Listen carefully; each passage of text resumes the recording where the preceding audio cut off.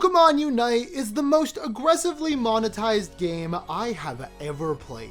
Every single time you log into the game, you are greeted with several different pop-up advertisements on different deals happening in the game's various item shops. Most of the cosmetics in those item shops are sold for currency that is exclusively obtained through payment with real money. And it's not just the shops, because this game has every single monetization angle that you could possibly think of. The item shops, a battle pass, a subscription service, loot boxes, and on top of all of that, a gachapon. And it's not like any of these systems are limited to only cosmetics, of course not. There's also extra boost emblems and item enhancers that provide a direct gameplay advantage available to those lucky enough to pay, which means that there's an undercurrent of pay-to-win nonsense mixed into this as well. At any given time, there's like 5 different live events going on in order to maximize player engagement. New playable Pokemon release frequently and spend the first couple weeks of their time in UNITE only available for the premium currency. And of course, upon release, most of these new Pokemon are supremely overpowered, only to be conveniently nerfed after they become available for the currency that you don't have to pay for. And all of this is stuff that the game shouts into your face before you even get into a match. There is never a moment playing Pokemon UNITE where I don't feel Tencent actively reaching out from the screen to try and get me to spend money.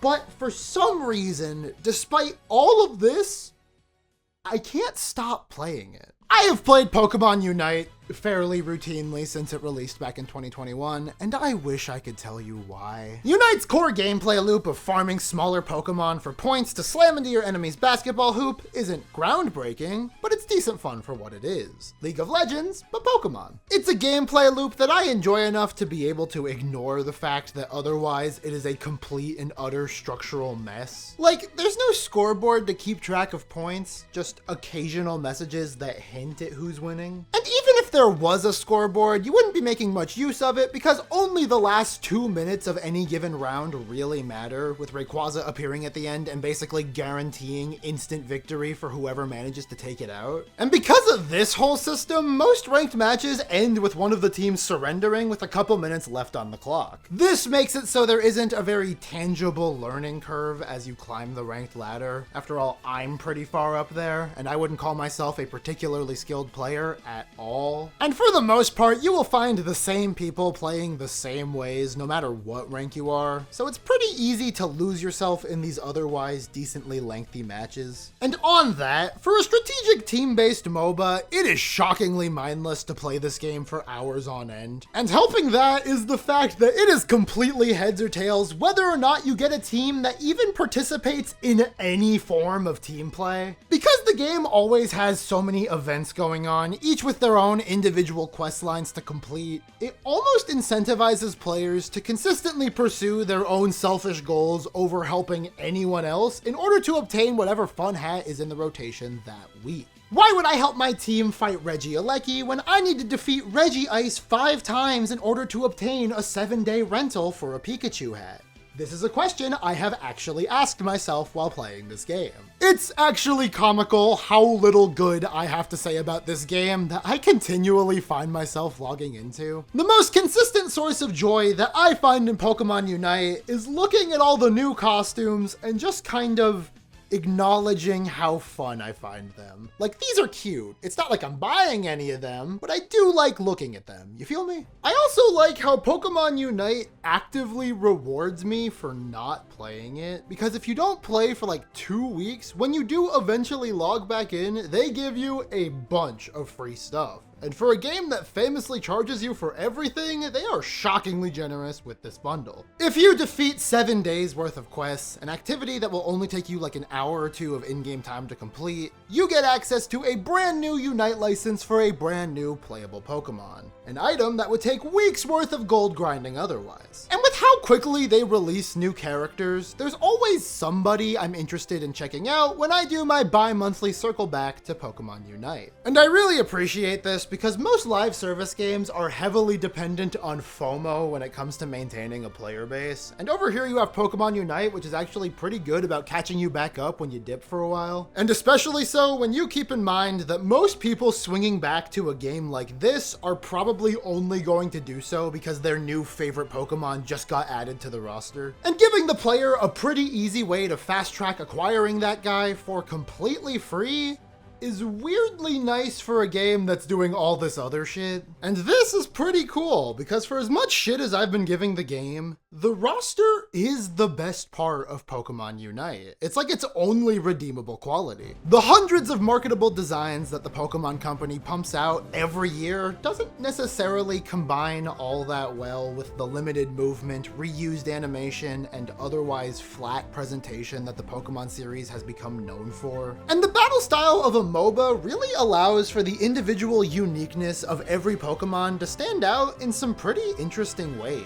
Comfey wraps around teammates and acts as a permanent buff. Dodrio scores points in 3-segment chunks because of its 3 separate heads. Gyarados has to spend the first couple minutes of the match as a near completely useless Magikarp. If there is any legitimate praise I could give Pokemon UNITE, it's here. I love how they translate these unique aspects of the Pokemon into interesting gameplay gimmicks. It capitalizes on these established traits of classic Pokemon that don't really have that much of a presence in the main series in a way that I find really charming, especially since this gameplay style allows for some of the stranger Pokemon that you know for sure aren't going to be making it to Pokken or Super Smash Bros. To be playable.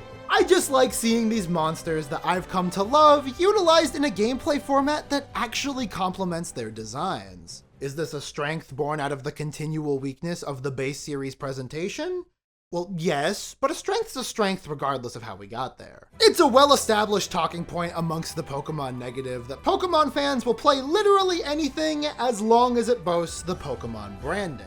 And while I detest this sentiment, yeah, I do think a lot of the more money-grubbing tactics this game has on offer are kind of overshadowed by the franchise star power on display here, and you can take this one of two ways. Either no one cares because it's Pokemon, and we love Pokemon, or nobody cares because it's the Pokemon company and they've been skirting by on shoddy business practices since 2013. Or the secret third option that is, this game just isn't that popular, and anyone who is expending energy actively talking about it is deep enough in the weeds to have already made their peace with this topic, a place that I find myself sitting among. I can't recommend anyone go out and play Pokemon UNITE. I can barely explain why I find myself logging in routinely.